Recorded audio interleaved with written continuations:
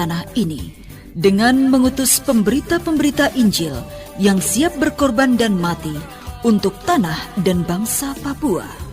Akhirnya, dalam bulan Maret 1870, datanglah sendeling tukang, Gottlieb Ludwig Bing, J.N. Nix, dan J.H. Mewick. Namun keduanya pulang karena alasan kesehatan, dan Binglah yang bertahan selama 29 tahun di tanah Papua hingga meninggal 3 Mei 1899. Datang juga sendeling W.L. Jens tahun 1876 dan sendeling Jan Adrian van Balen tahun 1883 untuk menambah pundi-pundi para pekerja kebun anggur Allah di tanah kita.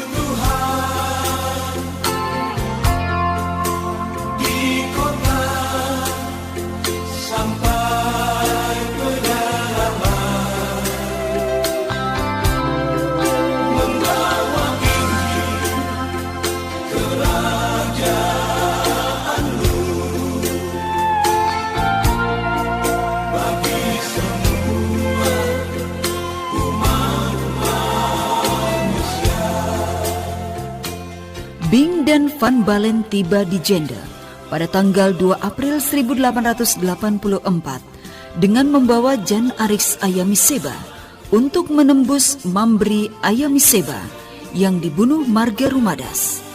Jan Arix sebagai anak perdamaian kepada Marga Ayamiseba, sebab nanti di tahun-tahun kemudian seluruh tanah Papua akan menceritakan tentang mimpi Jan Arix Ayamiseba yang membuat pertobatan massal di Jenderon dan menyebar ke Japan, Biak Numfor, hingga ke Tanah Tabi dan Raja Ampat.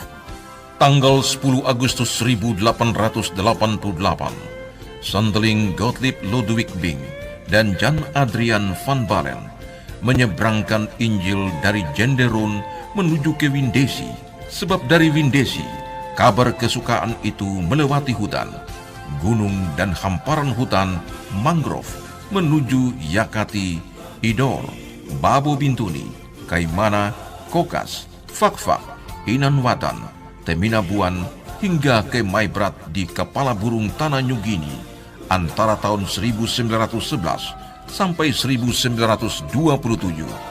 Anak Lembah Kebar yang sudah menjadi anak perdamaian di Pulau Ron yang bermimpi pada tanggal 29 Desember 1908 bahwa nanti 3 hari dia akan dijemput dan kembali ke surga oleh para pengawal Allah, sehingga selama 3 hari ia mengatakan kepada orang Yende dan Mena di Pulau Ron untuk bertobat dan membuang segala berhalanya, serta harus menerima Yesus sebagai juru selamat, sebab yang sudah melihat surga dan neraka dalam penglihatan rohnya dibawa melewati pintu besi, pintu perak, dan kemudian pintu emas.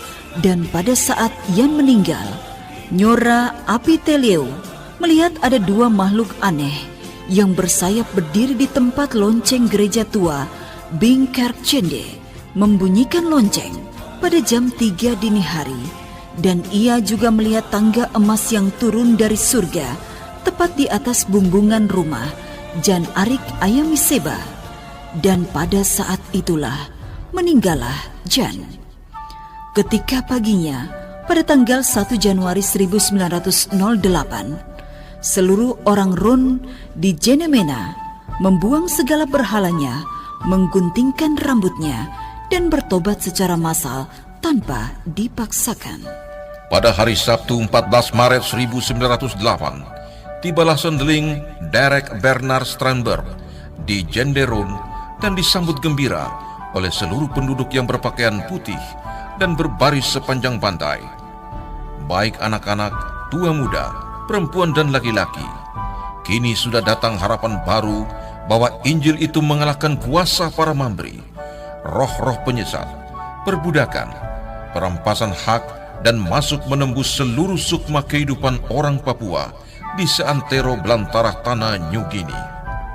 Hari menyampaikan berita kepada hari, bulan dan tahun, masa-masa pertobatan orang Papua terdengar di mana-mana.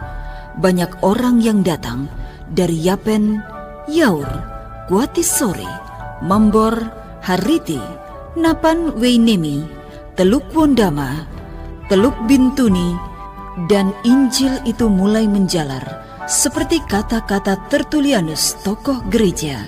Semakin dibabat, semakin merambat.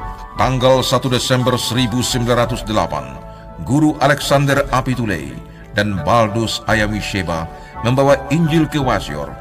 10 Maret 1909, Master Yosef Ayamisheba tiba di Ramiki, Kaibi. Sander Ayamisheba dan Matius Tita Pasanea di Mie, Esak Hitipeu dan Yosef Ayamisheba di Raisie, 14 Juli 1910. Stephen Ayamisheba di Ambumi, 1910. Martin Jacob Leverisa dan Stephen Ayamisheba di Tandia. Sugondo di Kubiari, Thomas Rikumahu di Sobei, Jacob Martin Leverisa di Dusner, Cornelis Ruhukael di Iriati, Petrus Pelamonia di Rakua Dotir, hingga Korai Dusen Yoteni di Udik Kali Wosimi. Gempa bumi yang dahsyat menyebabkan gedung gereja di Jende rusak pada tahun 1916. Maka pusat Zendeling dipindahkan ke Bukit Kamadiri Windesi dan Starenburg menetap di sana. Namun pada tahun 1917, Starenburg memindahkan pos Zending dari Windesi ke Bukit Aitu Meriniei, Teluk Wondama, sebab dari hasil pertemuan dengan marga Ramar suku Maniwak, pemilik Bukit Peradaban itu, maka akan dibuka asrama dan sekolah pertukangan pada tahun 1919. Tibalah Zendeling DC About membuka sekolah pertukangan dan mempersiapkan bangunan sekolah, rumah guru, rumah gereja Mie, dan pekerjaan itu ditangani oleh anak-anak asli Wondama di bawah pimpinan tukang dari Sangihe Talaut, Bastian Lano, yang anak-anaknya bernama Andi Ayamiseba, membentuk grup band legendaris Black Brothers. Setelah semuanya sudah dipersiapkan, maka pada tanggal 25 Oktober 1925, tibalah tokoh pendidik dan pemersatu bangsa Papua, Domini Isaac Samuel Kenya, bersama 35 anak sekolah Normale School yang dipindahkan dari Pulau Mansinam ke Bukit Aitumeri, Miei, Teluk Wondama.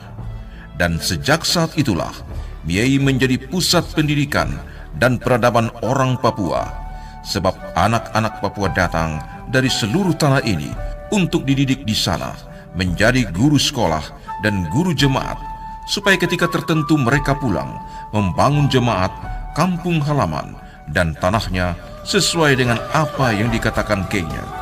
Bangsa ini akan bangkit dan memimpin dirinya sendiri.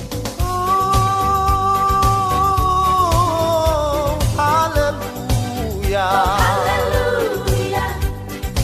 Inilah puji-pujian kami. Pujian kami.